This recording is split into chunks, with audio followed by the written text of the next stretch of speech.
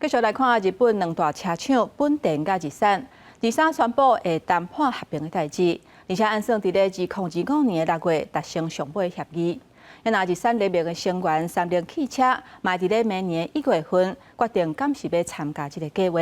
若是有成功合并，就会成做全球第3大汽车集团。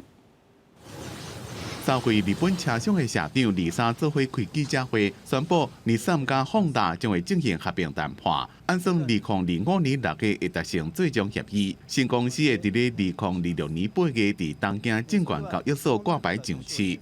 日产联名的三菱明年1月底会决定是不是要加入这项計劃。当初はホンダがリードしながらこの枠組みを進めてはいくことになりますが、両社の理念やブランドは変わることなく引き続き残していきますし、今後三菱自動車も加わることになれば、3社が個々のブランドをしっかり輝かせながら最大効果を発揮していけるように取り組んでいく予定です。2023年全世界汽車销售量。丰达398万台排第7，日产337万台排第8，那国家三菱78万台，三间加起来去年总销售量813万台，那统合成功，销量会变做全世界第3，排伫日本 Toyota 加德国福斯後壁。単純計算となりますが、両社の売上規模は合計30兆円以上、4輪車の合計台数は750万台と、経営統合が実現した場合は。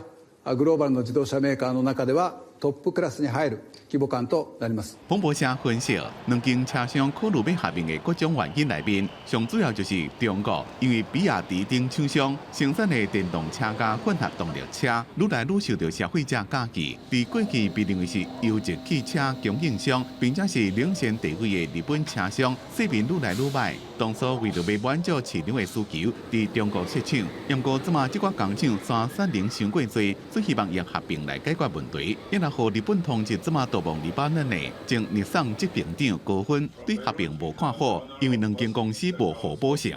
The two companies are two Japanese companies. They are strong in the same fields. They are weak in the same fields.